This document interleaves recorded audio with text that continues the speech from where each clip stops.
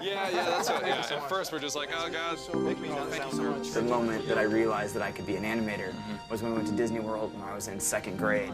Oh, sure. The table idea was really cool. The first movie I remember seeing was Robin Hood. I've always really loved the villains. I knew since I was 5 years old I wanted to work at Disney, be an animator at Disney. It's awesome. It's so cool.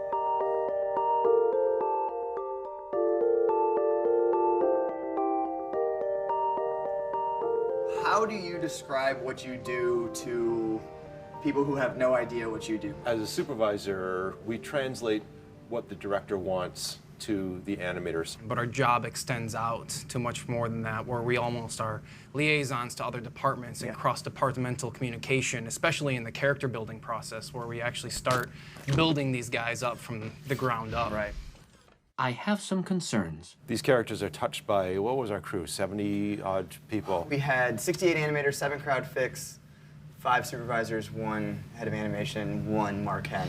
All trying to animate one character and make him look like he was all animated by the same person. We have so many characters. How are we going to create specificity? And so we thought, okay, how can you describe a character via, a few descriptive words? Honey lemon? Go-go? Wasabi? I spilled wasabi on my shirt one time, people! And then from there, it was time to do a bit of an experiment, walk through a door and sit down in a chair. And how are we going to make sure that each one of them moves in a distinct way, not just looks differently? When I was doing the hero test, I had my younger brother, Jordan, who was in town, who sort of embodies hero in a way. And I was like, all right, you're kind of sloppy. Come here and sit down in this chair. I'm just going to record you. And he did this little thing where he kicked the chair to scoot it to meet to his bum.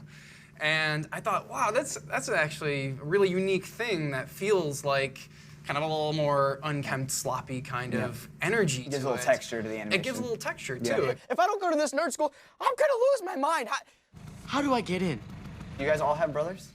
Yeah. That's why I got into this movie, was that relationship with Tadashi. That was some of the most fun stuff that I got to pull from my childhood, when Tadashi takes Hiro's head and kind of like ruffles his hair and kind of pushes him away. And that was me and my brother, 100%. I mean, he's this father figure to Hiro, but he is still on that brother level. No. I was just gonna tell you that your fly was down the whole time.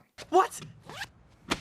Aunt Cass, a lot of the things that we did early on was having her handle a bunch of different things and then try to incorporate that sort of easygoingness. Of course, Maya Rudolph brought those wonderful comedic moments. Special dinner tonight. I'll whip up some chicken wings, with the hot sauce that makes our faces numb. And I didn't know it was happening until these guys kind of pointed it out, that she started to just look like my wife. She did. Maybe, I don't know, I find her face very appealing, so then I naturally had to. That's a very good thing to say and have recorded for all time. You got that? Yeah. Go-Go is essentially a female Clint Eastwood. That's it. The speed demon, adrenaline junkie. She's not trying to be sexy. She's not trying to be anything. She's just purely confident in who she is. That's because no one's done it before.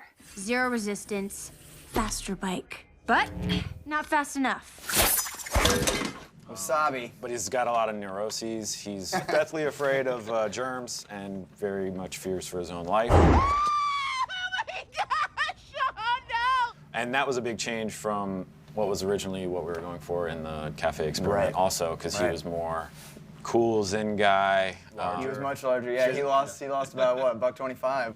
Once Damon Wayans Jr. came on, he just lent himself in the range. Because you'll be dancing with these. Hand over the mask or you'll get a taste of this. And a little bit of Is that all you got? Oh, you got that too? And Honey, she's just, she's a close stalker. Right. She really gets in your face. I heard so much about you! And it's really genuine and sweet, but she's also this, chemistry genius. Whiz, yeah. Oh my gosh, hi! You're gonna love this! Ta-da! It's pretty great, huh? The way Honey holds herself in her test very much dictated how she was going to move in the film. She is that positive, glass half full kind of girl. I told you we'd make it! And Fred, he is just this guy who lives by comic books. Right. The movie catches up with Fred. I have a theory. TJ, what he provides, these one-liners that are animation gold. But she says that's not science. It's really not. Yeah, and I guess the shrink ray I asked Wasabi for isn't science either, is it? Baymax was really interesting because the mantra that we had with him was unimate, not animate. Keeping everything very still, very symmetrical, and separating out movements. So, you know, like he would turn his head and then wave, or turn his body and then move his head. Hello, I am Baymax, your personal healthcare companion. The classic 12 principles of animation were kind of thrown out the window. It's like, no, just hold them still.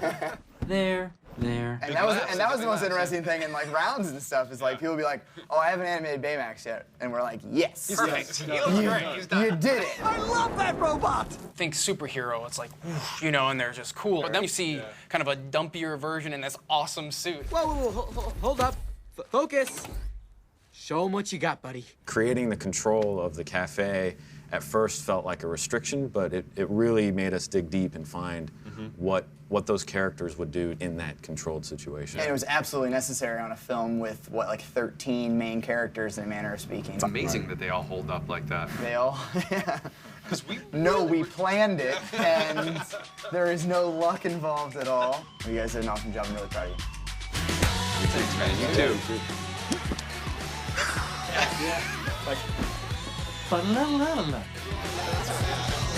Thank you, sir.